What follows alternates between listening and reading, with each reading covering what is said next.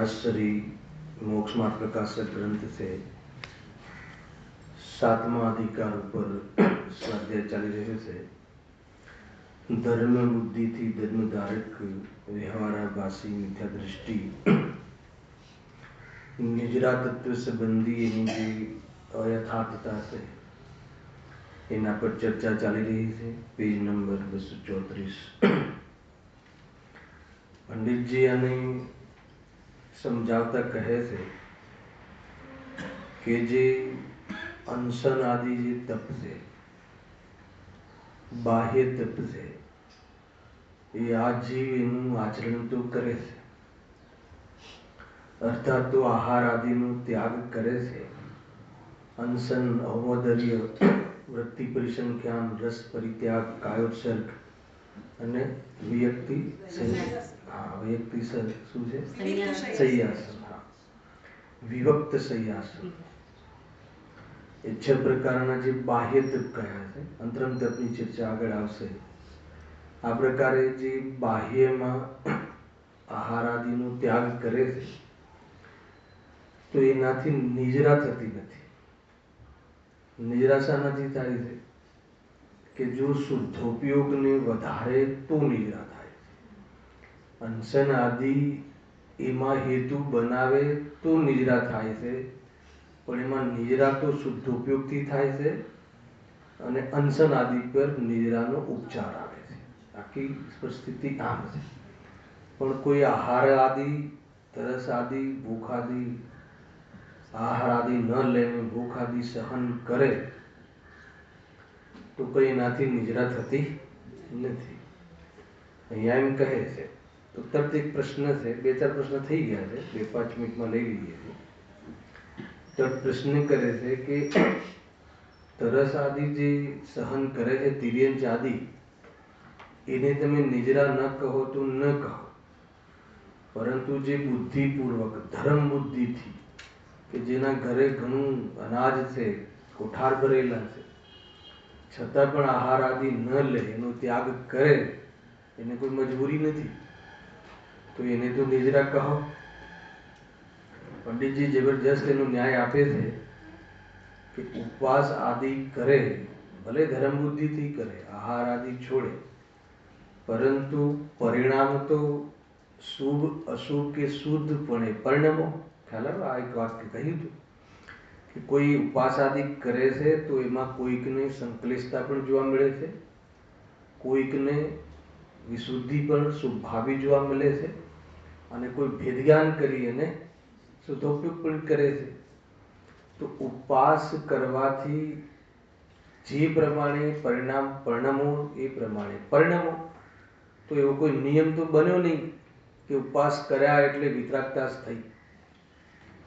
कोई उपवास करीने बहु क्लेश भी करे छे, उपवास आदि कार्यों करे ने बहु क्रोध आदि करे बहु संक्लिष्टताने प्राप्त थतो होय।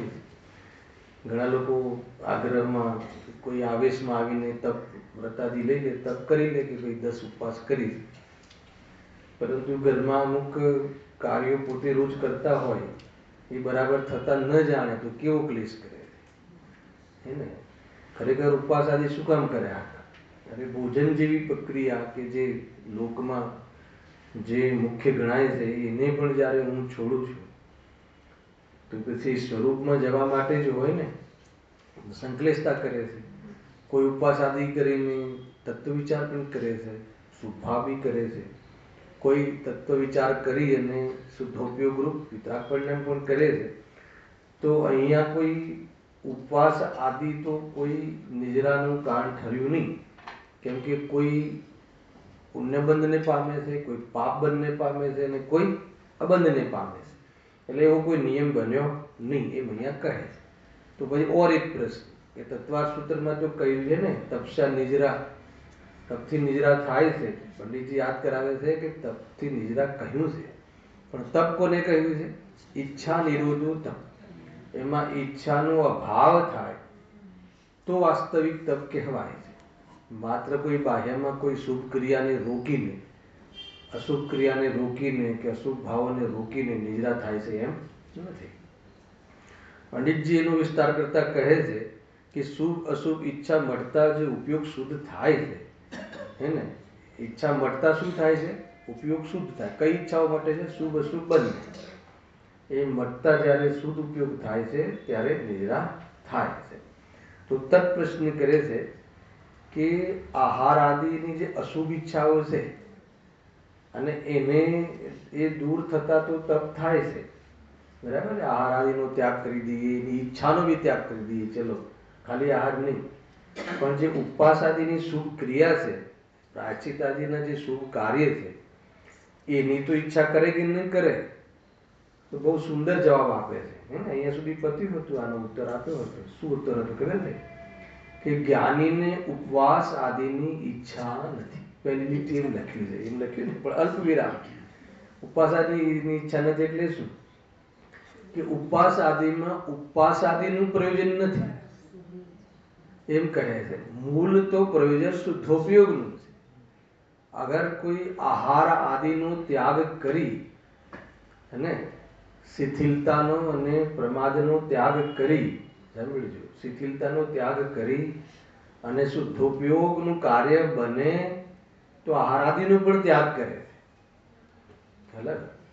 પરંતુ કોઈ આહાર ન લેતા શરીર પણ શિથિલ પડતું દેખાય અને પરિણામ પણ શિથિલ પડતું દેખાય અને શુદ્ધોપયોગ ન બનતો દેખાય તો આહાર આદિ લઈને પણ શુદ્ધોપયોગનું પ્રયોજન સાધે છે. એટલે પ્રયોજન તો શુદ્ધોપયોગનું છે, પણ કોઈ જીવ આહાર આદિ લઈને પ્રમાદ પરિણતિ થતી દેખાય. સાંભળજો બરાબર, બે સાઈડ બતાવો. એના આહાર બહુ પેટ ભરીને જમીએ તો શું થાય? ઊંઘ આવી જાય. રજાનો દિવસ હોય અને બરાબર બધું બનાવ્યું હોય તો પછી બરાબર ભોજન કરીએ તો પછી શું થાય? પછી સુવાનો પ્રોગ્રામ હોય તો કે એ રીતે બહુ પ્રમાદ થતો જાણી આહાર આદિ છોડીને શુદ્ધોપયોગ બને એવો ઉપાય કરે છે. એટલે આહાર આદિ લઈને યા આહાર આદિ છોડીને પ્રયોજન તો શુદ્ધોપયોગનું છે. કેમ કે નિદ્રા શુદ્ધોપયોગથી થાય છે. ખ્યાલ આવે એનું? અહીંયા આપ્યું હતું એનું એ રીતનું લોજિક, બરાબર છે? બે ચીજ છે. માનો કે આપણે આહાર આદિ આગ્રહથી એ રીતે ન લઈએ કે શરીર બી શિથિલ થઈ જાય, જર્જરિત થવા લાગે અને પરિણામ બી શિથિલ થતા દેખાય, બગડતા દેખાય, તો શું કરવું જોઈએ? આહાર લેવો જોઈએ એમ કહે, હે ને? શુદ્ધોપયોગનો ઉપાય થઈ શકે નહીં. શુદ્ધોપયોગ સંબંધી, કેમ કે ઉપયોગ એમાં ને એમાં રહે, શરીરને સંભાળવામાં એમાં ને એમાં રહે, તો કે આહાર લઈ લેવો જોઈએ. શુદ્ધોપયોગ જેમ બને એમ કરવું જોઈએ. ઉપવાસ આદિનું મહત્વ નથી, શુદ્ધોપયોગનું મહત્વ છે. ઉપવાસ આદિ કેમ કરે છે? કોઈ વધારે ભોજન લઈને પ્રમાદ આદિ થતું દેખાય તો ઉપવાસ આદિ કરે છે. અને પ્રાયઃ ઉપવાસ આદિની ક્રિયા સ્વરૂપના સમીપ જવામાં નિમિત્ત બનતી જોવા મળે છે, એટલે એવી જાતિની પ્રક્રિયા કરે છે. પરંતુ કોઈ ઉપવાસ આદિ, એમાં કોનું ઉદાહરણ આપ્યું હતું ખ્યાલ છે? 24 તીર્થંકરોમાં છે ને. ઘણી વાર હું લઉં છું ને કે દીક્ષા લે કોઈ જીવ, નિયમથી 2 દિવસનો ઉપવાસ આચાર્ય અપાવે છે. જે બી આચાર્યની દીક્ષા આપે ને, કેમ અપાવે છે? આપણને સીધું 2 દિવસનો ઉપવાસ એટલે આપણું ધ્યાન કે 2 દિવસ સુધી આહાર જ ન લે. અરે એમની 2 દિવસની સામાયિક કરવાનો પ્રતિજ્ઞા કરે. આપણે અસ્થિવાળો તો પક્ષ જોતા જ નથી. 2 દિવસ આહાર નહીં લે, 2 દિવસ આહાર પર નહીં ઉતરે. અરે આહાર પર નહીં ઉતરવાની ખેતર નથી. 2 દિવસ શું કરશે? 2 દિવસની સામાયિક, હે ને? આપણી 5 મિનિટની સામાયિકમાં તો આપણે થાકી જઈએ છીએ કે ભાઈ 5 મિનિટ આવે છે ને, ખાદી માદી બધા પદાર્થોનો ત્યાગ કરીને હું પ્રતિક્રમણ કરીશ, 5 મિનિટ ખાલી, હે ને?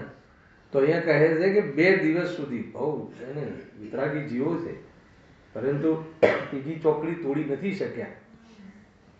તો એ તોડવા અર્થે વિશેષ એકાગ્રતા અર્થે 2 દિવસનો ઉપવાસ કરવાનો નિયમ છે અને એવી પરિણતિ હોય છે, બરાબર? તો 24 તીર્થંકરમાંથી 23 તીર્થંકરોએ તો એ નિયમને અનુસરણ કર્યું, 2 દિવસનું કર્યું. પરંતુ વૃષભદેવ મુનિરાજે 6 મહિનાના ઉપવાસ કર્યા. એ કર્યા કે નહીં કર્યા? તો કહે છે કે ઉપવાસ કર્યા તો એમાં મહાન તીર્થંકર કોણ? 6 મહિનાવાળા ઉપવાસ કર્યા એ મુનિરાજ કે પેલા બાકીના 23 તીર્થંકર થયા એ મુનિરાજ? કે બધા સમાન છે?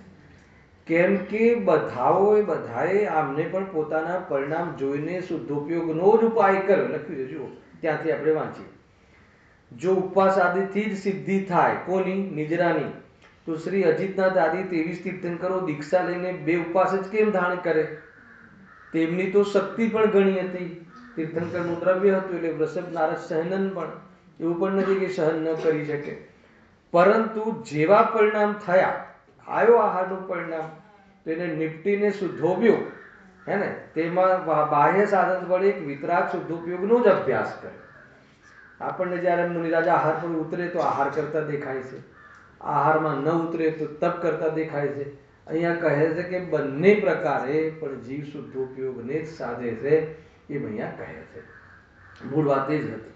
હવેનો પ્રશ્ન એના પછી, આટલા સુધી થઈ ગયેલો વિષય કહેવા 15 મિનિટ. હવે પ્રશ્ન, જો એમ છે તો અનશન આદિકને તપ સંજ્ઞા કેવી રીતે કહી? કેવી રીતે કહી? અહીં તપમાં જો આજે ઉપવાસ આદિ જે તપ કહ્યા ને, એમાં વિતરાગતાની મુખ્યતા છે, શુદ્ધોપયોગની મુખ્યતા છે. હવે બાહુબલી ભગવાન, ભરત સ્વામી ભગવાન, બધાને ખબર છે. બાહુબલી મુનિરાજે કેટલું તપ કર્યું? એક સાથે 1 વર્ષ તપ કર્યું. કયું? અનશન. 1 વર્ષ એક જ જગ્યા પર ઉભા રહીને શું કર્યું? આહાર આદિમાં ન ઉતર્યા. તપ કર્યું કે ન કર્યું? અને ભરતજીએ કેટલું તપ કર્યું? એક ઉપવાસ ન કર્યો. ખ્યાલ આવે? એવો મોકો જ ન મળ્યો. એટલું પુરુષાર્થ. બંનેમાં પુરુષાર્થ કોનો વધારે? 1 વર્ષ ઉભા રહ્યા એનો વધારે પુરુષાર્થ કે અંતર્વૃત્તમાં કામ કર્યું એનો વધારે પુરુષાર્થ? તો પછી કરતા શું હશે? 1 વર્ષ સુધી ઉભા રહ્યા તો કરતા શું હશે? તો પણ એવી જાતિનો શુદ્ધોપયોગની તાકાત એને અંતર્મુહૂર્ત એકાગ્ર ન થઈ શક્યા. વિચાર તો કરો. આહાર ન લીધો 1 વર્ષ તો પણ એવી તાકાત ન લગાવી શકે. એટલે આહાર ન લેવા રૂપ અનશન એ કોઈ નિજરાનું કારણ છે એમ નહીં.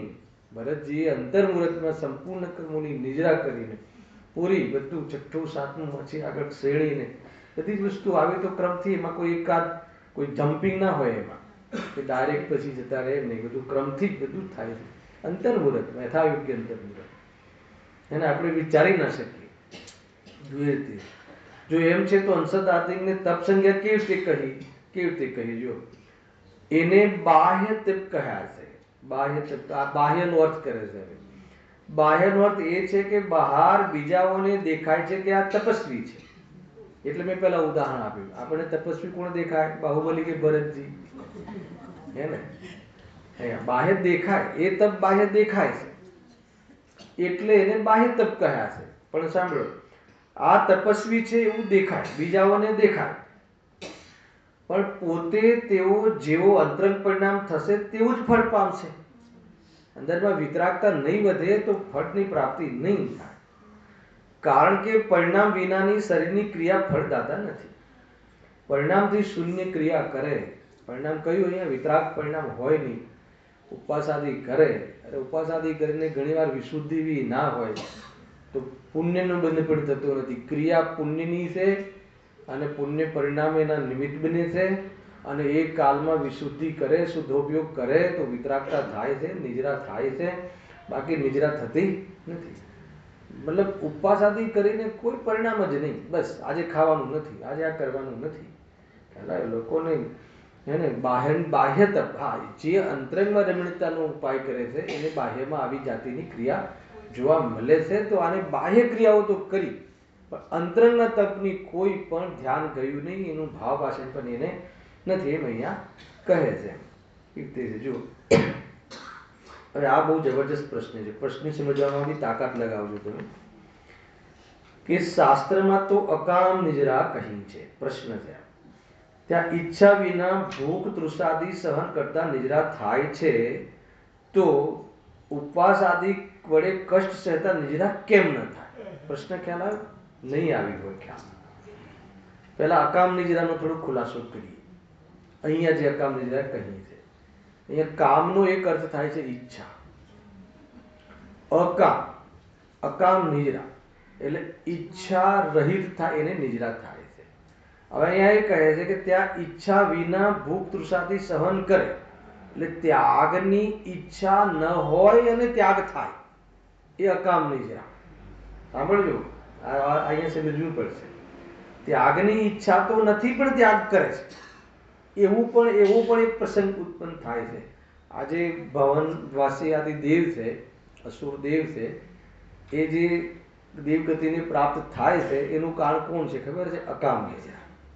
હવે અકામ નિદ્રાનું ઓર સ્વરૂપ સમજાવો કે માની લો કે એને ત્યાગની ઈચ્છા નથી પણ એવો પ્રસંગ આવ્યો તો ત્યાગ કરી દે.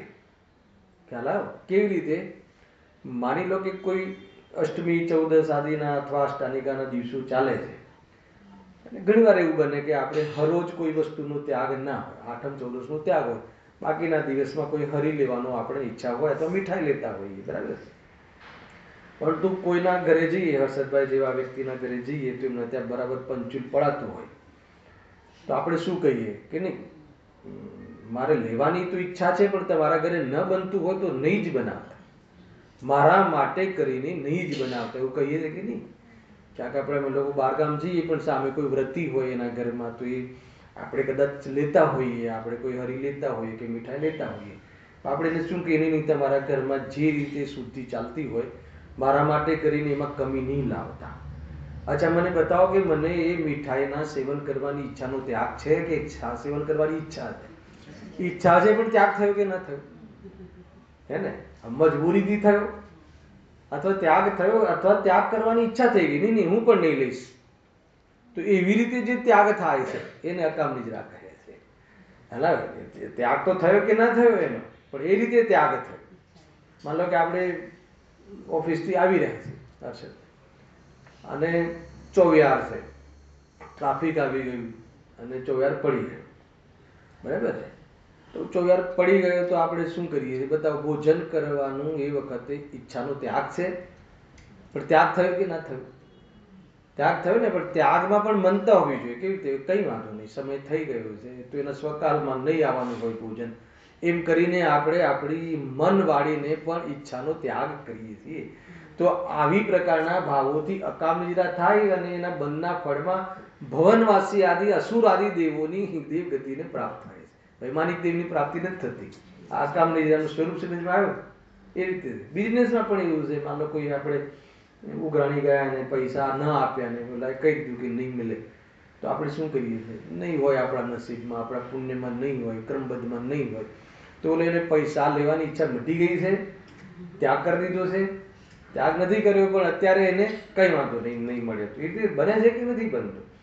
તમને એમ લાગશે કે મજબૂરીથી કર્યું ને, પણ મજબૂરીથી પણ મનતા સહિત કર્યું ને. એક બીજી બી પોઝિશન ઊભી થાય એવી, માન લો કે આપણે ચોવિહાર પડી ગયો, આપણે ઘરે ગયા પરંતુ વ્યવસ્થા ન બની, તો કોઈ એવો બે પરિસ્થિતિ ઊભી કરો, બે પ્રકારની સાઈડ ઊભી કરો. એક એવો ચીજ છે કંઈ વાંધો નહીં, એને આપણી પરીક્ષા કરવા માટે આ પ્રકારનો યોગ થયો હશે, આપણે એમ કરીને, એવું નથી કે એને કોઈ ભોજન નહોતું કરવું, પણ એને એ રીતે ત્યાગ કરે. અને કોઈ ખબર ના પડે, અમારે ચોવિહાર છે, 4 વાગ્યાથી રસોડામાં જવું જોઈએ, શું કરો છો? ટીવી જુઓ છો, જેવી. આવું થતું હશે, થાય છે કે નથી થતું? એટલી બી ખબર પડતી નથી કે મારે ચોવિહાર છે. હલાવે ને, જાણે એને પોતે ચોવિહાર કર્યો હોય તો એના પર ઉપકાર કર્યો હોય સામેવાળા, એવું કરીએ છીએ કે નથી કરતા? એક કોપેલ કરો છો એટલું જ કરતા, બહુ ભારે પડે. અરે થતું જ હોય, ખ્યાલ રાખવું જોઈએ. છોકરાઓને તો ચોવિહાર નથી પણ મારે તો છે ને, એમની વસ્તુ બનાવવા લાગ્યા. કોઈ ઘણી વાર ક્રમ ભંગ થઈ જાય, હવે એમની ભેળ બનવામાં આપણું રહી જાય, આપણી ડીશ. આ એકદમ પ્રેક્ટિકલ વાત કરું છું, આવું બનતું હોય. હું એમ કહું છું કે જેને ચોવિહાર નથી કર્યા તો એ એક દિવસ ચોવિહાર કરે તો કરવા દો ને. રાત્રિ ભોજનનો ત્યાગ કરીને જમી લે તો જમવા દો ને. તમારું ન બને તો એક દિવસ તમે ખ્યાલ આવ્યો કે નહીં? પણ ના, એ લોકોનું રાત્રે ચાલે છે, ભલે એ ગમે એમ હોય, તમે અમારી વ્યવસ્થા પૂરી કરો. એક આવો જીવ હોય, એ તો ક્લેશ કરી નાખે, વ્રત કરીને પણ ક્લેશ કરે. અને આને વ્રત લઈને વિતરાગતા તો ના કરી, શુદ્ધોપયોગમાં ના લગાવ્યો, પણ ઈચ્છાનો ત્યાગ તો નતો પણ ત્યાગ કર્યો, એનું નામ અકામ નિદ્રા. હવે હું વાંચું છું, હવે તમને બેસી જશે જો લીધું. શાસ્ત્રમાં તો અકામ નિદ્રા કહી છે, ત્યાં ઈચ્છા વિના ભૂખ તૃષાદી સહન કરતા નિદ્રા થાય છે. આવ્યું ને? ઈચ્છા વિના એટલે ત્યાગની ઈચ્છા તો નથી પણ એવો પ્રસંગ બની ગયો તો ત્યાં સહન કરે છે, તો કઈ નિદ્રા થાય છે? અકામ નિદ્રા. એના ફળમાં શું મળે છે? ભવનવાસી આદિ દેવની દેવગતિ મળે છે. વૈમાનિક દેવની વાત નથી. નિદ્રા થાય છે તો પછી જો આને બી દેવગતિ આદિ અને એને બી નિદ્રા થાય છે એમ કહે છે, અકામ નિદ્રા, અને એને અકામ નિદ્રા થાય છે, તો જે ખરેખર ઉપવાસ આદિ કરે, બુદ્ધિપૂર્વક જ આહારનો ત્યાગ કરે, તો તમે એને નિદ્રા થતી નથી એમ કેમ કહો છો? ખ્યાલ આવ્યો? તો કહે છે કે ખરેખર ઉપવાસ આદિથી નિદ્રા થતી નથી, પરિણામથી નિદ્રા થાય. અહીંયા એના પર એ ટ્રેક પર લઈ જવું પંડિતજીને. અને ઉપવાસ આદિ તો કરે પણ પરિણામ બરાબર ના હોય તો નિદ્રા ના થાય. ખ્યાલ આવ્યો? અને આપણે ઉપવાસ આદિ તો કરીએ છીએ પણ પરિણામ પર તો ધ્યાન જ જતું નથી. શું કહ્યું? અને ધ્યાન જાય તો બીજાના પરિણામ તરફ તો ધ્યાન જાય છે, આપણા પરિણામ તરફ તો ધ્યાન જ જતું નથી. આ એક નવો રોગ છે પાછો. સૌથી મોટો રોગ તો આ છે. હે ને, સામેવાળો ઉપવાસ આદિ કરે છે તો એને વિતરાગતા હશે કે નહીં હોય, હે ને, એના ઉપર આપણું બહુ લક્ષ હોય છે. આપણો વિષય જ એ છે, હે ને, કે બીજાને સંવેદનશીલ છે કે નહીં એમ. હવે કઈ થીમ બની અહીંયા કે ઉપવાસ આદિ કરે નાથી તો 101% નિદ્રા થતી નથી. નિદ્રા તો અકામ નિદ્રા બી જે થઈ છે ને, તો એને બી કોઈ આહાર નથી લીધો એટલે નિદ્રા થઈ છે એમ નહીં, પરંતુ એને ત્યાં મંદ પરિણામ છે એટલે પાપની તો નિદ્રા છે, પુણ્યનું તો બંધ છે. કોઈ નિદ્રા થઈ નથી, કોઈ ધર્મરૂપ નિદ્રા થઈ નથી. જો લખ્યું અકામ નિદ્રામાં પણ બાહ્ય નિમિત્તો ઈચ્છા રહિત ભૂખ તૃષા સહન કરવી એ થયું છે, તથા ત્યાં જો મન કસાયેલું ભાવ હોય તો પાપની નિદ્રા થાય, દેવાદી પુણ્યનો બંધ થાય. પરંતુ જો તીવ્ર કસાય થતા પણ કષ્ટ સહન કરતા પુણ્ય બંધ થાય તો સર્વ તિર્યંચાદિ દેવ થઈ જાય. હવે લોજિક ખ્યાલ આવ્યો? પેલા મેં સમજાવી દીધો આ વિષય છે. ફરતી વાંચું પેલા ખ્યાલ આવી ગયો વિષય, કે જેને અકામ નિદ્રા કોને કહી કે ઈચ્છા જે થાય છે, ઈચ્છાનો ત્યાગ નથી થયો, પરંતુ એવો પ્રસંગ બની જાય તો એ વખતે આહાર આદિનો ત્યાગ કરી દે છે, કઈ વાંધો નહીં એમ. બહુ જ એટલે એક પ્રકારની કોઓપરેટિવ નેચર કહો જેને આપણી ભાષા, કઈ વાંધો નહીં સાહેબ, મારે પડી ગયો તો પડી ગયો, પણ તમે ઉતાવળ નહીં કરો અને મને એવી જાતિની કોઈ આકુરતા નથી એમ કરીને આહાર આદિનો ત્યાગ કરી દે. તો કહે છે કે ત્યાં અહીંયા શું કહ્યું? જો ત્યાં મંદ કસાયેલું ભાવ હોય તો, બાકી ત્યાગ કરીને ક્લેશ કરે તો એને પાપ જ બંધ થાય છે. જો મન કસાયેલું ભાવ હોય તો પાપની નિદ્રા થાય અને ક્યાં જાય? મોક્ષમાં જાય. એમ લખ્યું? દેવગતિ, દેવાદી પુણ્યનો બંધ થાય. હવે જુઓ, પરંતુ જો તીવ્ર કસાય થતા પણ કષ્ટ સહન કરતા પુણ્ય બંધ થાય, ભલે માની લો કે એ કષ્ટ સહન કરે, તિર્યંચાદી કષ્ટ સહન કરે છે ને, અથવા આપણે બી કષ્ટ સહન કર્યું, ગમે એમ કરીને કષ્ટ સહન કર્યું, ભોજન તો ન જ લીધું તો ન જ લીધું, ભલે ઝઘડો કર્યો, આ કર્યો તે કર્યો, પણ ભોજન તો ન જ લીધું. અગર જો એને પુણ્ય બંધ થવા લાગ્યો અને એ દેવગતિમાં જવા લાગ્યો તો દેવગતિ ફૂલ થઈ જાય. તો કહે છે કે દેવગતિમાં બધા જ તિર્યંચોમાં તો અધિકાંશ જીવો ભૂખ્યા જ સુઈ જાય છે. નરક ગતિમાં તો આહાર જ નથી મળતો, તો એ બધાને પછી ક્યાં લાઈન લાગી જાય? દેવગતિમાં. તો કે એવી રીતે કષ્ટ સહન કરવાનો માર્ગ નથી. અહીંયા તો પ્રસન્નતાથી એને આહાર આદિની રુચિ છૂટી જાય.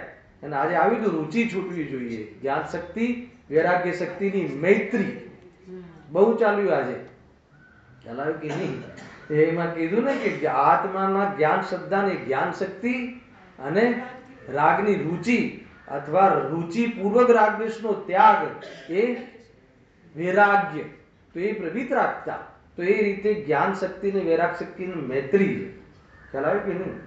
એ રીતે જો તિર્યંચાદી દેવ જ થાય, પણ એમ બને નહીં. એ જ પ્રમાણે હવે સાંભળો, ઈચ્છા કરી ઉપવાસ આદિ કરતા ત્યાં ભૂખ તૃષાદી કષ્ટ સહન કરીએ છીએ, એ તો બાહ્ય નિમિત્ત છે, બરાબર છે. પણ નિદ્રા થવાનો અને બંધ થવાનો આધાર ઉપવાસ આદિ ક્રિયા નથી. કોણ છે? પરિણામ. ખ્યાલ આવે? આજે આપણે પરિણામ પર તો ધ્યાન જતું જ નથી, ક્રિયાઓ આગળ પાછળ કરીએ છીએ, પરિણામ તો ખબર જ નથી. અને અભિપ્રાય તો એ તો ભગવાન જાણે. ખ્યાલ આવે? તો મેઇન તાકાત, મેઇન અભિપ્રાયનું મહત્વ છે. ભાઈ તમે આના પર આવી જાઓ. અને એટલું પરિણામની મંદતા એ બાહ્ય વિવેકશીલ જીવન છે અને એમાં અભિપ્રાય સમ્યક કરવો એ પુરુષાર્થ છે. હેલો, પરિણામોની કિંમત એક હદ સુધી તો છે કે જે પરિણામોમાં રહેતા આપણે અભિપ્રાયની વાત સ્વીકાર કરી શકીએ એવી લાયકાત તો પરિણામોની જોઈએ. પરિણામો બી એવી લાયકાત વાળા ના હોય તો કેવી રીતે ભેદ જ્ઞાન કરશે? ખ્યાલ આવ્યો? એટલે પરિણામોની એક હદ સુધી કિંમત છે અને અભિપ્રાય મૂળ છે. તો અભિપ્રાય ઉપર ન ધ્યાન જાય છે અને પરિણામોની ખબર નથી. જગતને તો પરિણામ ને અભિપ્રાય સાથે મતલબ જ નથી, ક્રિયા સાથે મતલબ છે. કેમ કે બાહ્યનો વ્યવહાર તો ક્રિયા જોઈને જ થાય છે. ખ્યાલ આવ્યો કે નહીં? પણ અંતરંગનું જે ફલ પરિણામ અને અભિપ્રાયના આધાર ઉપર છે. એ રીતે કહ્યું. એ જ પ્રમાણે ઈચ્છા કરી ઉપાસાથી કરતા ત્યાં ભૂખ તૃષાથી કષ્ટ સહન કરીએ છીએ, તે બાહ્ય નિમિત્ત છે. પણ ત્યાં જેવા પરિણામ હોય તેવું ફળ પામે છે. ખ્યાલ આવ્યો? જેવું પરિણામ હોય એવું ફળ પામે છે. જેમ અન્નને પ્રાણ કહ્યો છે તેમ. શું કહ્યું? આ એક જ લીટી કહી ઉદાહરણમાં. હવે ઉદાહરણ આપ્યું છે એમને, અને હવે આપણે ઉદાહરણ ઘટાડવું જોઈએ. અન્નને પ્રાણ કહ્યું છે ને એવી રીતે અન્નને પ્રાણ કહ્યું. પ્રાણ કેટલા? 10 પ્રાણમાં અન્ન છે તો અન્ન 11મો પ્રાણ છે અને ધન 12મો પ્રાણ છે. કહ્યું છે આગળ, આ વાત ખોલ્યો છે. તો કહે છે કે જેમ જે 10 પ્રાણરૂપ જીવન છે ને, 10 પ્રાણરૂપ જીવન, તો એમાં 10 પ્રાણ કયા કયા છે? 5 ઇન્દ્રિય, પછી બલ પ્રાણ, મન વચન કાયા, શ્વાસોશ્વાસ ને આયુ. આ 10 પ્રાણથી સંસારમાં જીવ જીવે છે. યથાયોગ્ય પ્રાણ, જેને જે પ્રાણ હોય, હે ને, એક ઇન્દ્રિય, બે ઇન્દ્રિય, 3 ઇન્દ્રિય આદિમાં પ્રાણોની સંખ્યાનો ભેદ પડે. એમાં આયુ પ્રાણ દરેકમાં. તો એ આયુ પ્રાણથી સંસારમાં જીવે છે, જીવતો હતો ને જીવતો રહેશે. એનાથી જ આ પ્રાણ છે ને. હવે એમાં અન્નનો શું રોલ છે? આપણે લોકો આમાં અન્નને બી ઉપચારથી પ્રાણ કહે. કેમ? કેમ કે ઇન્દ્રિય પ્રાણ છે ખરેખર તો, પરંતુ એ ઇન્દ્રિયને બરાબર રહે એના માટે પ્રાણ કોણ છે? અન્ન એમાં સહાયક છે. અને અન્ન માટે કોણ સહાયક છે? ધન સહાયક છે. તો એને પણ પ્રાણ કહેવાય છે. પણ ક્યારે? કે જ્યારે ઇન્દ્રિય આદિ રહે ત્યારે. જો એ બંનેમાં નિશ્ચય વ્યવહાર ઘટાડવો હોય તો 10 પ્રાણ છે એ નિશ્ચય પ્રાણ છે એ બંને, અને અન્ન આદિ ઉપચારથી પ્રાણ છે. ત્યાં નિશ્ચય વ્યવહાર રીતે ઘટશે, બદલાશે. પછી જીવત્વ શક્તિ આવશે ત્યારે જીવત્વ શક્તિ નિશ્ચયથી પ્રાણ છે અને જે 10 પ્રાણ એ વ્યવહારથી પ્રાણ છે. એ રીતે નિશ્ચય વ્યવહાર બદલાય છે. સમજવાની વ્યવસ્થા છે ને. ખરેખર અનાજથી જીવે છે કે આયુથી જીવે છે? એકે વાર ભોજન ના મળે તોય આયુથી જીવે છે. ખરેખર શબ્દ લગાવે નિશ્ચય સૂચક છે. ખરેખર તો આયુથી જીવે છે. ભોજન ના હોય તોય, આહાર ના હોય તોય, પેટ ભરેલા જીવો બી જાય છે ને પેટ ભરતા ના હોય એવા જીવો જીવતા દેખાય છે. એટલે અન્નનો તો પ્રાણ સાથે નિયમ બનતો નથી, આયુનો નિયમ બને છે. આયુ ના હોય તો ન જ જીવે અને આયુ હોય તો જીવે. જે થવું હોય થાય. ઇન્દ્રિયનો ઘાત થઈ જાય તો બી આયુ હોય તો જીવે. 10 પ્રાણમાં બી આયુ પ્રાણ મુખ્ય છે. ઇન્દ્રિય ડેમેજ થઈ જાય તો થઈ જાય, પણ આયુ હોય તો એને તૂટેલો ફૂટેલું શરીર વાળો બી જીવ રહે છે. રહેશે કે નથી રહેશે? અને આયુ ના હોય તો હૃષ્ટ જીવ હોય તંદુરસ્ત તો પણ વિદાય થઈ જાય. થાય છે કે નથી? તો કહે છે આયુ પ્રાણ મુખ્ય છે, પરંતુ એ આયુમાં સહચારી અન્ન છે. એવી રીતે અહીંયા સારા પર ઘટાડવું. ઉદાહરણ તો સમજાયું, પણ દ્રષ્ટાંતનો ખ્યાલ આવે, પણ દ્રષ્ટાંત સિદ્ધાંત તો એવી રીતે અંશન આદિ સહાયક નિદ્રાનું કારણ છે, હે ને, પરંતુ ખરેખર તો હે ને શુદ્ધોપયોગ રૂપ પરિણમે તો જ નિદ્રા થાય છે. પણ શુદ્ધોપયોગમાં જે પરિણમે છે એ જીવની બાહ્ય લાઈફસ્ટાઈલ, હે ને, અંશન આદિ જેવી એમની બાહ્ય લાઈફસ્ટાઈલ હોય. ટૂંકમાં આ શું છે? આપણને આમે બાહ્યનું અનુકરણ કરવાનું બહુ ગમે છે. કોઈ બી જીવને, કોઈ માનો કે કોઈને આપણે ઓલું બનાવવું હોય, કોઈ કેરેક્ટર બનાવવું હોય તો આપણે એને તૈયારી બહારની જ કરાવીએ છીએ, હે ને. બહારની વેશભૂષા બરાબર આમ છે, તેમ આમ બેસે છે, આમ ઉઠે છે. તો એવી રીતે આ મોક્ષ માર્ગમાં બી જ્ઞાનીની જે બાહ્ય લાઈફસ્ટાઈલ હોય છે ને, એ બાહ્ય લાઈફસ્ટાઈલને આપણે શું કરી લીધી? અંગીકાર કરી લીધી. ખ્યાલ આવ્યો? કોપી કરી લીધી, અંગીકાર કરી લીધી, એને નકલ કરી લીધી. અને અસલી જે ચીજ કરવાની હતી એ કરી નહીં. તો બતાવો એને ધર્મ થશે કે નહીં થાય? બધી ક્રિયામાં લાગશે. આ તો અંશની બધી પૂજા પાઠ આદિ બધું કરી લીધું, પણ જે કરવાનું હતું એ કર્યું. એના માધ્યમથી એના આધાર લઈને ભેદ જ્ઞાન કરવાનું હતું, આત્માની દ્રષ્ટિ કરવાની હતી, ચૈતન્ય સ્વરૂપ ઉપર દ્રષ્ટિ લેવાની હતી. એ તો લીધી નહીં, અને એની તો ખબર જ નથી, એટલે એને ભાવાસન નથી. પરંતુ એ પૂજા પાઠ આદિમાં જ્ઞાની દેખાય એટલે આ પણ પૂજા પાઠ આદિમાં દેખાય અને કાર્ય કરે નહીં, તો એનું નામ વ્યવહારાભાસી નહીં. એટલે ઔદૈક ભાવને આ જીવ આદર્શ બનાવે છે, અને જ્ઞાનીઓનો ઔદૈક ભાવ આદર્શ નથી. એટલે કયો ભાવ આદર્શ છે? વિતરાગ ભાવ આદર્શ છે. કઈ બી હોય, ગુરુદેવ તો આમ કરતા હતા, મુનિરાજ તો આમ કરતા હોય છે. ઔદૈક ભાવ, તરત જ ઔદૈક ભાવ, ઔદૈક ભાવ. અરે ભાઈ, એને તને ખ્યાલ નથી કે એ ભાવને શું માનતા હતા, કે એ તો ખબર નથી. હેલા ભક્તિ તો ગુરુદેવશ્રી બી કરતા હતા, પણ એ ગુરુદેવશ્રી જે ભક્તિ કરતા હતા એ ભક્તિને શું માનતા હતા કે એ ખબર નથી. એ જે બી માનતા હોય, આપણે તો ભક્તિ કરવી. કેમ ભક્તિ કરવી? ભક્તિથી ભગવાન રીઝે છે, અને ભગવાન આત્મા એની ખબર નથી. આપણે તો ભગવાન રીઝે એટલે કામ થઈ ગયું. રીઝે કોઈ દિવસ? જૈનોના ભગવાન રીઝે કે અજૈનોના? આ એક નવું ભૂત ઉડે પાછું. જૈનોના ભગવાન તો વિતરાગી હોય એટલે એ તો ના રીઝે, પણ અજૈનોના ભગવાન રીઝે તો હવે આપણે ત્યાં પ્રયાસ કરીએ. હવે ત્યાં જાય છે, હે, ત્યાં બી પુણ્યનો ઉદય હોય ને તો દેવો તમારા દાસ બનીને રહે. દેવો પુણ્યના દાસ છે, આત્માના દાસ નહીં. પુણ્ય ખતમ થઈ જાય તો દેવો તને ઉઠાઈને ફેંકી દે. હલાવે કે નહીં? તો આ સારું કહ્યું. હવે પુણ્ય કરીએ, કે પુણ્ય દાસ કરવા માટે કરે તો પુણ્ય થતું નથી, પરંતુ તત્વનો વિચાર કરે આત્માનુભૂતિ માટે તો સહજમાં એવો પુણ્યનો બંધ મફતમાં થઈ જાય છે.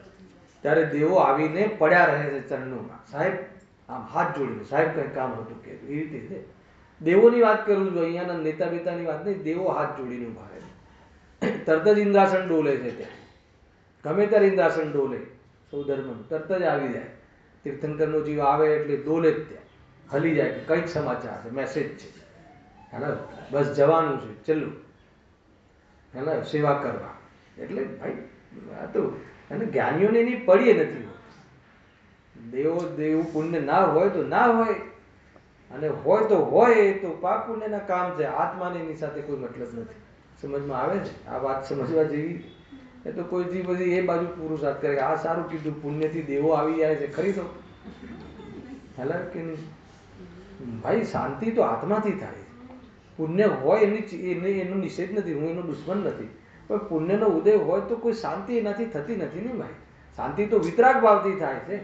એ પુણ્યમાં આપેલી ભીખ છે, એની એક પરમાણુ માત્રની બી ગરજ ના હોય એવો જીવ જ વ્યક્તિ, એવો જ વ્યક્તિ સુખી થઈ જાય. એવો પ્રયાસ કરો. તો એવો પ્રયાસ તમારે ભેદ જ્ઞાનથી, સ્વરૂપની દ્રષ્ટિથી, આત્માનું સ્વરૂપ જાણીને, પોતાની સામર્થ્ય, પરિપૂર્ણતા, એને પોતાનો શું ભરવું પડ્યું છે એને એની ખબર નથી.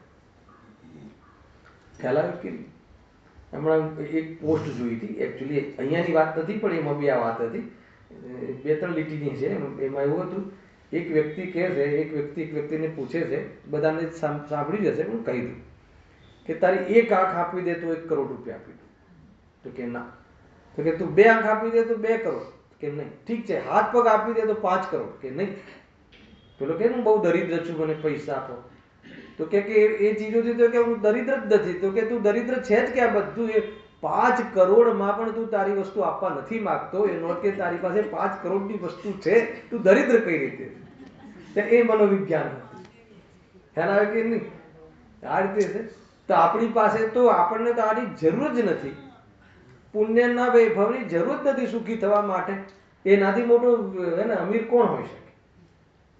કેટલી ગજબની વાત. વાસ્તવમાં જૈન શાસનનો ઉપકાર છે આપણને. તો સાચું માર્ગદર્શન છે. આ માર્ગદર્શન ના હોય જીવ તો અત્યારે કેવા વાયરસથી લોકો હોય ને, વાયરસથી દુઃખી છે કે ડરથી દુઃખી છે? કેવો ડર, કેવું બધું બંધ થઈ ગયું. આ તો આપણા માટે તો આરાધના નિવાર અનુકૂળતા છે કે નહીં? સમ્યક તે 4 કલાક જવું પડતું હતું, એ નહીં જવાનું, વાત પતી ગઈ. કેવો ડર ઘૂસી ગયો. એ વાયરસને ખતમ કરીને જીવવું છે, હે ને? જૈન ધર્મ કહે છે કે ભાઈ જૈન શાસન એને એ લોકોએ કેટલું બધું એક્સેપ્ટ કર્યું કે જૈન શાસનની ફૂલ ડિસિપ્લિન એવી છે કે આવા રોગો થાય જ નહીં.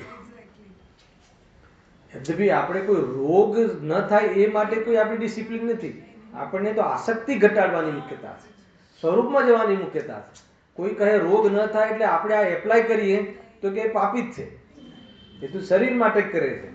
આસક્તિ ઘટાડવા અર્થે એ જીવન જીવવાનું છે. ખ્યાલ આવે કે આખો કન્સેપ્ટ જુદો છે. વસ્તુ સમજજો ભાઈ, હે ને. હવે બધું ત્યાગ કરે છે, હે ને. અને આ અહીંયા કહે તો કે નહીં, ભારે પડે છે. આમ તમે દુકાને જવાનું ના કહીએ તો, અને હવે આ લોકોએ બંધ કરાવી દીધી તો સમજમાં આવે છે કે જે કહું છું. હા, મોટા મોટા પ્રસંગોનું મનાઈ કરી દીધી. આપણે લગ્નનો પ્રસંગ નહીં તો પરમિશન નથી આપતા હજાર વ્યક્તિની. તો હું કહું છું કે પરમિશન ના આપે તો એ રીતે સાદાઈથી કરીએ તો શું વાંધો? કેટલી શક્તિ, કુદરતી શક્તિ, હે ને, નેચરની પણ શક્તિ વેડફાય છે એમાં. તો એ બધું એ બધામાં બે જણને વાત મળવાનું છે ભગવાનની સામે, હે ને, પ્રણ લઈ લીધા કે પ્રભુ અમે અમારું જીવન બહુ ઈમાનદારીથી જીવીશું, વાત પતી ગઈ. હલાવે કે નહીં? પંચના પાંચ ભાઈઓને બોલાવી દેવાના, જમાડી દીધું, ફિનિશ થયું. કે આ કઈ લગ્ન છે કે શોક છે? કોઈ એમ કરે? તને ખ્યાલ નથી, શોક જ છે. લગ્નનો પ્રસંગ વૈરાગ્યનો પ્રસંગ, મરણનો પ્રસંગ વૈરાગ્યનો જેટલો છે ને એટલો લગ્નનો પ્રસંગ પણ વૈરાગ્યનો છે. કોઈ વિચાર કરજો, તમને એનો જવાબ મળશે. અચ્છા, મરણનો પ્રસંગ વૈરાગ્યનો છે તો જન્મનો વૈરાગ્યનો પ્રસંગ છે. જન્મવું પડે, જન્મના દુઃખ ગુરુદેવજીના મોઢે સાંભળો તો જન્મ આપણને વૈરાગ્યમાં નિમિત્ત બને. તમારે તો ચાલે છે છઠાળા, હે ને. મરણનું ને જન્મની પણ જે દશા, બાળકની દશા, પેટમાં રહેવાની, 9 મહિના ગર્ભમાં રહેવા વાળા જીવના દુઃખ, તો એમ લાગે કે જન્મ પણ વૈરાગ્યમાં નિમિત્ત બને એવો પ્રસંગ છે. મનાવાનો પ્રસંગ નથી, વૈરાગ્યમાં નિમિત્ત બનાવવાનો પ્રસંગ. હાલ આવે ને? વિચાર કરજો, બર્થડે મનાવતા પહેલા કોઈની આજે હોય તો જોઈ લેજો. એ રીતે ક્યાં આવે? હા, આ રીતે અન્નનો પ્રાણની ચર્ચા એની વિવક્ષા થઈ ગઈ, બરાબર. તેમ એ પ્રમાણે બાહ્ય સાધન થતા અંતરંગ તપની વૃદ્ધિ થાય છે. સાંભળજો, બાહ્યને તપ કેમ કીધા? બાહ્ય તપને કેમ કે અંતરંગની શુદ્ધિની વૃદ્ધિ થાય છે તો ઉપચારથી તેને તપ કહે. અને અંતરંગની શુદ્ધિ હોય જ નહીં ને શુદ્ધિની વૃદ્ધિની વાત જ ના હોય તો એ તપ છે જ નહીં. એ વાસ્તવમાં બાહ્ય તપ, અને હોય તો બી એનાથી નિજરા નથી, હોય તો વિતરાગ ભાવથી નિજરા થાય છે, એમ અહીંયા કહ્યું છે. પણ જે બાહ્ય તપ તો કરે અને અંતરંગ તપ ન હોય તો ઉપચારથી પણ તેને તપ સંજ્ઞા નથી. હવે કોના તપને તપ સંજ્ઞા આપવી? હવે એ પ્રશ્ન આવ્યો કે ના આવ્યો કહેજો પહેલા મને. હું આ લીટી વાંચું છું, મને જરા આપણી અંદરની સાયકોલોજી મારે સમજવી છે. પણ જે બાહ્ય તપ તો કરે અને અંતરંગ તપ ન હોય તો ઉપચારથી પણ તેને પણ તપ સંજ્ઞા નથી. હવે કોને તપ સંજ્ઞા નથી, કોઈના તપને તપ ના કે હું એ લિસ્ટ બનાવવું છે કે નથી બનાવવું એ કહો. હવે બાહ્યમાં તપ છે, અનશન આદિ કરે છે, પણ અંતરંગની વિતરાગતા તો આપણે ખબર નથી. હવે એના તપને આપણે તપ કેવું કે ના કેવું, કે તારે શું કામ કેવું છે ને શું કામ નથી કેવું, હે ને. બાહ્ય તપ ઉપચારથી તપ છે, અને તારે ઉપચાર કરવો હોય તો બાહ્ય તપને જોઈને કરવાનો, અને તારે પરમાત્માને પામવું હોય તો અંતરંગ પરિણતિમાં આવવું હોય છે એનો સ્વીકાર કરીને પ્રગટ કરવી. ખ્યાલ આવ્યો કે નહીં? આમાં કોઈ લિસ્ટ બનાવ, લોકોને આ બહુ મોટો, હમણાં થોડી વાર પહેલા કહ્યું ને, બહુ મોટો રોગ છે. હવે સામેવાળાને સમ્યક દર્શન છે કે નહીં? હવે સમ્યક દર્શનનો કોઈ ફોટો તો દેખાતો નથી. સમ્યક કહે છે ને ગુરુદેવજી કે સમ્યક દર્શન થઈ જાય તો કોઈ સિંગડાવું કે કઈ નવું થતું હશે અંદરમાં? સમ્યક દર્શન થાય ને સિંગડા ઉગી જાય તો કઈ રીતે ખબર પડે સમ્યક દર્શન કે તારે શું કામ છે? એને સમ્યક દર્શન છે કે નહીં, તારે શું કામ છે?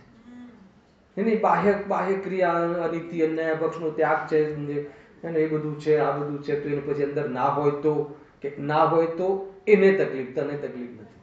અહીંયા એનું જોવાનું નથી. તું તપાદી કરે અને જો તારા અંદરના પરિણામમાં તારી વિતરાગતા ના હોય તો તારા તપની નિરર્થકતા છે, વ્યર્થ છે. ખ્યાલ આવ્યો કે નહીં, એમ સમજી અને સાચા તપ કરવાનો પ્રયાસ કરવો જોઈએ. જૈન શાસનનો ઉપદેશ સાંભળવાની પદ્ધતિ ખ્યાલ આવ્યો કે નહીં? મેં તમને કહ્યું હશે કદાચ, મેં મારા જીવનમાં 24 વર્ષ પહેલા જે બી સ્વાધ્યાયનો પ્રારંભ કર્યો હશે જાહેરમાં કરાવવાનો, તો પહેલા પીરિયડમાં આ કીધું હતું કે રાત્રિના ભોજનનો ત્યાગ કરવો જોઈએ, હે ને? એ જ આત્માર્થીપણું છે, બાહ્ય આત્માર્થીપણું છે. એમ જ્યારે હું કહું તો કોઈએ આજુબાજુમાં ન જોવું જોઈએ. આ મેં પહેલા મને બરાબર યાદ છે, એકદમ સ્ટાર્ટિંગ. ક્યાં જોવું જોઈએ? હું એ રીતે મારું પવિત્ર જીવન છે કે નહીં એટલું જ જોવું જોઈએ. એ ઉપદેશ સાંભળવાની મર્યાદા છે. હલાવ્યું કે નહીં? આપણે ધર્મ બીજાનામાં જ ચાહીએ છીએ. તકલીફ એ છે, એ તો બધું વ્યવહાર ધર્મ વ્યવહારા ભાસથી બી એ તો ક્રૂર વ્યક્તિ થયો ને, એને તો વ્યવહારા ભાસ બી ક્યાં જો વ્યવહારા ભાષી તો જે સ્વાધ્યાય કરે અને એને આવી ભૂલ રહી જાય એની વાત એ રીતે. જો હવે એક શ્લોક લખ્યો છે, જો કસાય વિષય વ્યવહારો ત્યાગો યત્ર વિધીયતે ઉપવાસ સ વિજ્ઞેહ શેષમ લંઘનકમ વિદુઃ. સમજાય એવું છે, બરાબર? શું કહે છે? કસાય વિષય આહારો ત્યાગો યત્ર વિધીયતે.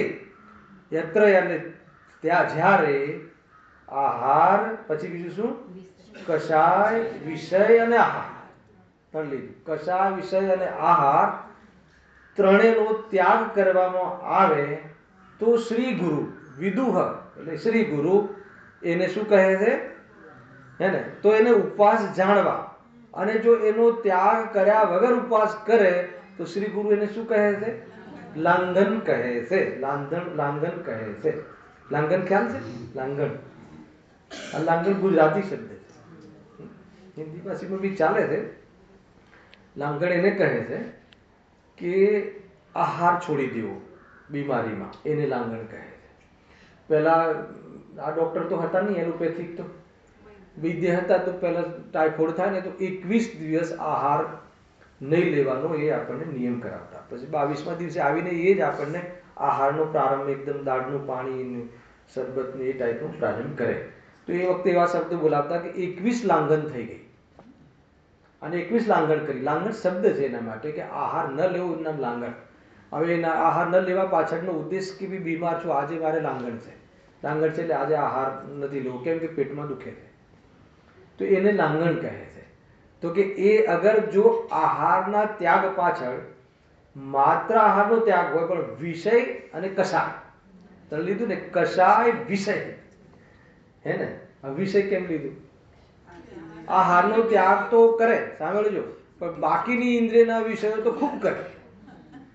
ના ખ્યાલ આવ્યો? મતલબ કે એક ઇન્દ્રિયના વિષય તો બરાબર ટાઈટ રાખે એના ત્યાગમાં, પણ બાકીની ઇન્દ્રિયો તો એવી ખુલ્લી રાખે.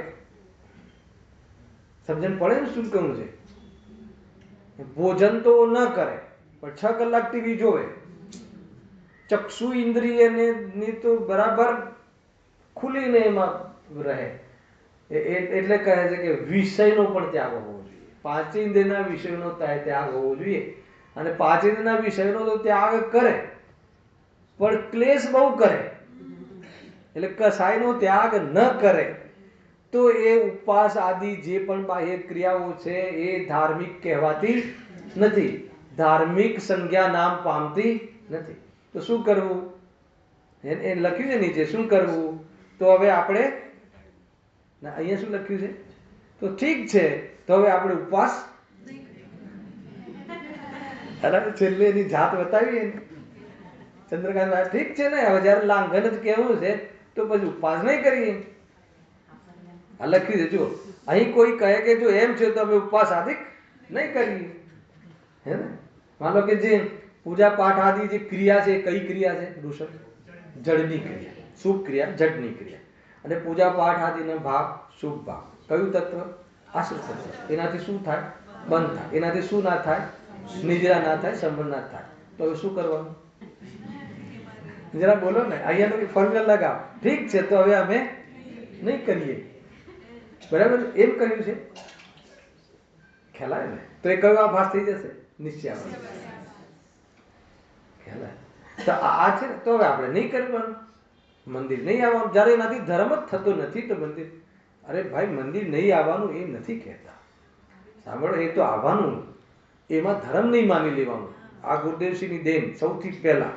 બીજું, એ એટલા માટે કરવાનું કે એમાં શ્રી ગુરુના માધ્યમથી સાંભળી અને ભેદ જ્ઞાનનો ઉપાય કરતો. તો તું ભેદ જ્ઞાનનો ઉપાય નથી કરતો એ કરવાની વાત છે. એ તો કરતો નથી ને આટલી જ ક્રિયાઓ કરીને સંતુષ્ટ થઈ જાય છે, એના માટે આ કથન છે. એ લખી દીધી છે. જનરલી આમ જ થઈ જાય છે. આ ભાવાભાષણ નથી એને. હું આને એ રીતે ઉદાહરણ આપતો, પહેલા મને જૂની વાત યાદ આવી જાય છે. એને ઘરમાં બને બી ખરું ને, આપણે આવું, આપણો દીકરો હોય રાત્રે પિક્ચર જોઈને આવે, આપણે કીધું હોય કે જો રાત્રે 10 વાગે ઘરે આવી જવાનું, આપણે તારે પિક્ચર જોવું હોય તો એ પહેલા જોઈને આવી જવાનું. કોઈ વાર 12 વાગે આવે અને ચાવી આપણે આપીએ નહીં તો ખબર જ ના પડે આવ્યો કે ના આવ્યો. આ દરેકની પરિસ્થિતિ હશે. પછી આપણે જઈને ડોરબેલ વાગે એટલે આપણે જ જઈએ ખોલવા, તો આપણે શું કહીએ? જા તું બહાર જ રહે. એ રોજ શું? અરે એ તો ખુશ થઈ ગયો, બહાર જ રહેવાનું કીધું છે ને તમે તો. એનો અર્થ એમ નતો. સમજમાં આવ્યું કે નહીં? આ ઠીક નથી, તું જે લેટ આવે છે ઠીક નથી, એમ સમજવાનું હતું. તો એ રીતે થયું ને, એવી રીતે અર્થ કરે છે. ઠીક છે, તો હવે આપણે નહીં કરીએ. અને નહીં કરવાની વાત નથી. સાંભળો અર્થ જો પંડિતજી જવાબ આપે છે. તેને કહીએ છીએ ઉપદેશ તો ઊંચે ચડવા અર્થે આપવામાં આવે છે. હે ને? હવે ઊંચે ચડવાનું એટલે ક્યાં ચડવાનું? વિશુદ્ધિ. ઉપદેશ તો વિશુદ્ધિ વધારવા માટે આપવામાં આવે છે કે તારી એવી વિશુદ્ધિ હશે અને એમાં તું વેદજ્ઞાન કરી અને તું સ્વરૂપમાં ચાલ્યો જા કે જેથી આ ક્રિયાઓ પણ ના કરવી પડે. ક્રિયાઓ ના કરવા માટેની આ રીતની વિધિ છે. હલાવ કે નહીં? મંદિર ક્યારે ના આવવું પડે? કે જે સ્વયં વેદી પર બિરાજમાન થઈ જાય. શું કહ્યું? હે ને? સ્વયં ભગવાન બની જાય ને મંદિર ના આવવું પડે. પણ ભગવાન બને નહીં અને મંદિર ના આવવાની પ્રક્રિયા કરે. હલાવ ને? મંદિર ના આવવાનો અર્થ શું છે? ભાઈ મંદિર નહીં આવ્યો અર્થ શું? ભગવાન આત્મામાં સમાઈ જાઓ, ભગવાન બની જાઓ, એમ છે એનો અર્થ. એનો અર્થ મંદિર ના આવો એમ નહીં. મંદિર આવો એનો અર્થ બી ભગવાન બની જા, અને મંદિર ના આવો એનો અર્થ બી ભગવાન બની જા. હવે મંદિર આવો એ કોને કેવું? ભગવાન બનવા માટે સમજવા જ ના આવતો એને કે મંદિર આવો. પણ રોજ મંદિરમાં આવે અને ભગવાન બનવાનો પ્રારંભ ના કર્યો હોય તો ક્યાં સુધી મંદિરમાં પડ્યા રહેશો? ખ્યાલ આવ્યો કે નહીં? ક્યારે સ્વરૂપમાં જશો? ટોન ખ્યાલમાં આવે છે? એમ છે આનો અર્થ. ઉલટા અર્થ કાઢે છે એ રીતે જો.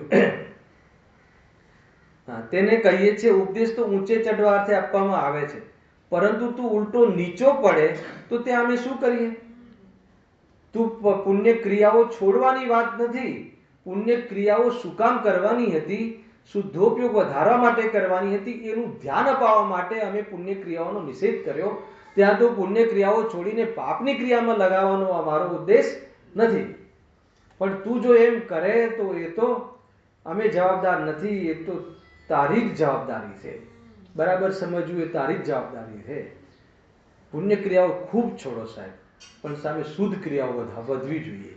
અને શુદ્ધ ક્રિયા હોય નહીં, શુદ્ધ ક્રિયાનો પ્રારંભ થાય નહીં અને પુણ્ય ક્રિયાઓ છોડીને બેસી જાય તો પછી એ શું કરે? બહુ સિમ્પલ છે. હેલો, તો એટલા માટે વાત કરી હતી શુદ્ધ ક્રિયા જવા માટે, તો પુણ્ય ક્રિયા છોડી દીધી. અને શુદ્ધ ક્રિયા માટે પુણ્ય ક્રિયા કરવાની કહી તો પુણ્ય ક્રિયામાં મોહબ્બત કરી દીધી, પુણ્ય ક્રિયામાં એકત્વ કરી દીધું. સરવાળે ભૂલ કરે છે. આ બધી ભૂલો થાય છે જીવ. સિમ્પલ છે કે નહીં? જો આજના પ્રવચનમાં બુદ્ધિસ્ટ એક જ ઉપાય છે, તું ચૈતન્ય સ્વરૂપમાં ડૂબી જાય, એ સિવાય બીજો ઉપાય નથી. પણ આ ઉપાયની પાછળ આટલી બધી માનસિકતા હોવી જોઈએ. કોઈ પછી આ એક જ વાતને પકડીને એકાંત કરે, એ તો વાસ્તવમાં સમ્યક એકાંતનું કથન છે, પણ તે મિથ્યા એકાંત કરી નાખે. અંતર ખ્યાલમાં આવ્યો? હે ને? અનેકાંતને માન્યું નહીં, હે ને? અને એકાંત કરી નાખે. અનેકાંતમાં પ્રવેશ કરી અને તારે આ કરવાનું હતું. પ્રમાણમાં આવીને નયનો વિષય પકડવાનો હતો, પણ તું પ્રમાણની બહાર જ નીકળી ગયો. નયનો વિષય પકડવાના બહાને ખતમ થઈ ગઈ વાત. ખ્યાલ આવે છે? ફિલ્ડની બહાર નીકળી ગયો. ફિઝિકલ ભલે મંદિરમાં પહેલો બેઠો હોય, ભાઈ બહુ શાંતિથી સમજજો, કદાચ આ થોડી ભાષા ભારે પડી હશે પણ સમજમાં આવે એવી ભાષા એ થઈ જાય છે જીવને. બહુ શાંતિનો માર્ગ છે, રાગ મટાડવાનો માર્ગ છે. નાસ્તિકથી પણ જેટલું કહેવું પડે એટલું કહેવાય છે. અરે કહેવામાં તો બધું કહેવાય છે, હે ને? કહેવામાં તો આ શરીર મારું છે એવું બી કહેવાનું પ્રસંગ હોય છે, પરંતુ અનુભવ શું કરવાનો છે એ વાત રાખીને છે. અનુભવ એમ નથી કરવાનો. એ રીતે છે. નયોનો તો નાચ જુદો જ છે. એ નય ચક્ર ચલાવતા ના આવડે તો જીતે નહીં. નય ચક્રને ચક્કર માનીને નય ચક્રને ભણે નહીં, હે ને, તો એ બહાર જ રહે. આ નય ચક્કર છે, આ બધું આ નિશ્ચય વ્યવહાર આ ને તે, એના કરતા આપણે ભગવાન હાથમાં બસ છે. તો કે એમ નથી. નય પ્રમાણ નિક્ષેપ ત્રણ વસ્તુ અધિગમ જ, એના વગર આત્માનો અનુભવ નહીં થાય. ભલે તને નામ ના આવડે એ જુદી વાત છે, પણ જ્યારે આત્માનો અનુભવ થશે તો તું અહીંયાથી પસાર થયો જ હોય, ગેરંટી.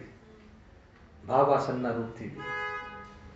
અને આપણી પાસે બુદ્ધિ છે તો થોડું સમજવું જોઈએ એમ. જો અહીંયા શું કહે છે, જો તું માનાદિકથી આ પણ તું ઉલટો નીચો પડે તો અમે શું કરીએ? પંડિતજી કે અમે રિસ્પોન્સિબલ નથી એમ. જો તું માનાદિકથી ઉપવાસાદિ કરે છે, સાંભળો, તો કર વ ના કર કોઈ ફરક પડતો નથી. તેનાથી કોઈ સિદ્ધિ થતી નથી. માનાદિકથી કરે છે, અન્ય પ્રયોજનથી કરે છે, અને વિતરાગતાના પ્રયોજનથી કરે છે તો શાબાશ, ચલાયો. અને વિતરાગતાનું પ્રયોજન નથી તો અન્ય પ્રયોજન હોય ને હોય એમ એ કહે છે. પણ તેથી કઈ સિદ્ધિ નથી. પણ જો, હવે સાંભળજો, બહુ સરળ વાત, ધર્મ બુદ્ધિથી આહારાદિકનો અનુરાગ છોડે છે તો જેટલો રાગ છૂટ્યો તેટલો જ છૂટ્યો, પરંતુ તેને જ તબ જાણી તેમાંથી નિજરા માની સંતુષ્ટ ન થાય. બહુ બેલેન્સ વાત છે. ધર્મ બુદ્ધિથી ભાઈ હું આહાર આદિની આસક્તિ કેટલી છે, અભ્યાસ તો કરો.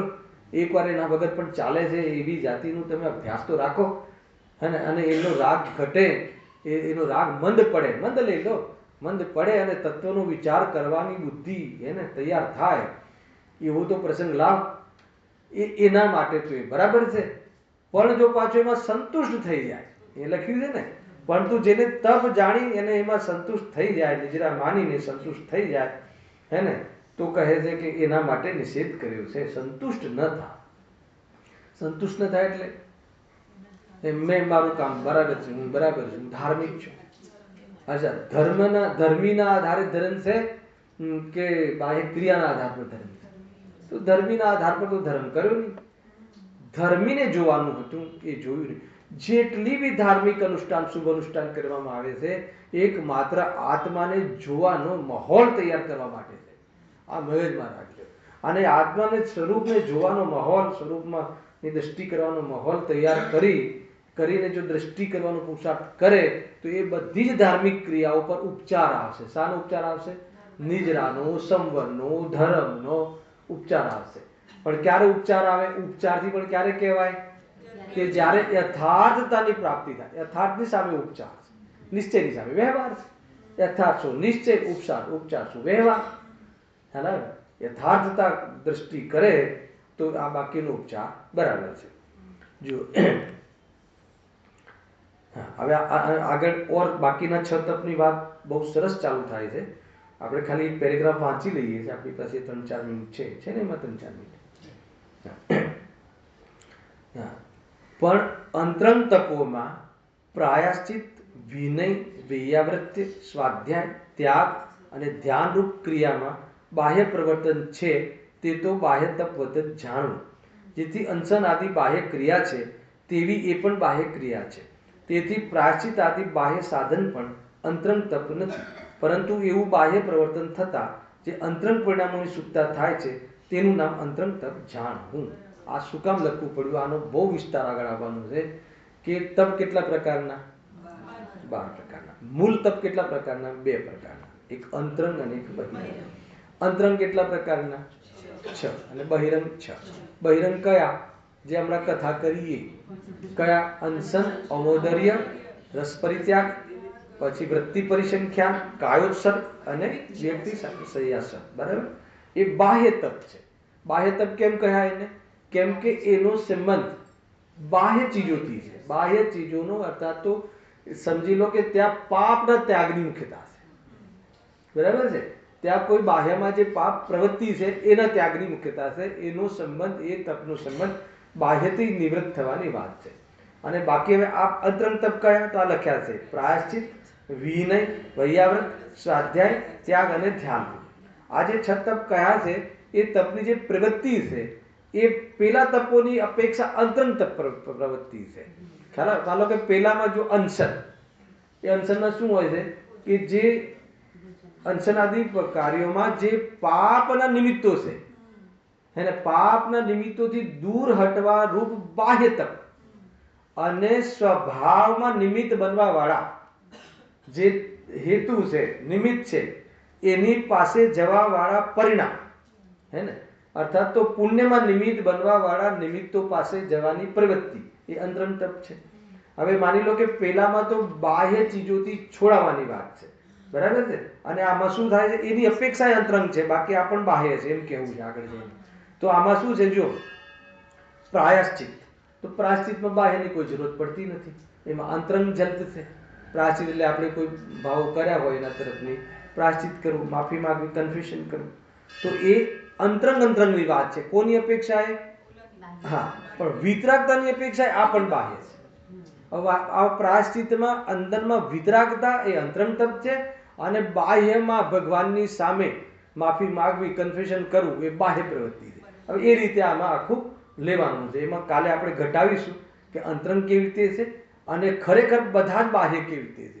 તો પછી ખરેખર અંતરંગ તપ કયું છે એના પર આવી જાઓ. તો આ બાહ્યમાં બારે કરે પરંતુ વિતરાગ ભાવને પ્રાપ્ત ન થાય તો કહે છે કે અંતરંગ તપ નથી. એવી સુંદર ચર્ચા છે, એની ચર્ચા આપણે કાલે સહજાનંદ